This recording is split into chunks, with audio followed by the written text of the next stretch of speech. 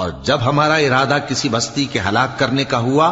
تو وہاں کے آسودہ لوگوں کو فواحش پر مامور کر دیا، تو وہ نافرمانیاں کرتے رہے، پھر اس پر عذاب کا حکم ثابت ہو گیا اور ہم نے اسے ہلاک کر ڈالا۔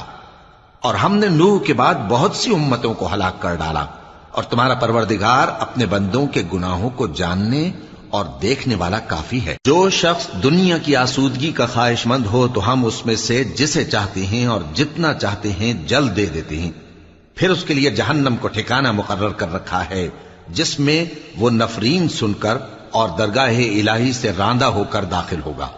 اور جو شخص آخرت کا خواستگار ہو اور اس میں اتنی کوشش کرے جتنی اسے لائق ہے اور وہ مومن بھی ہو،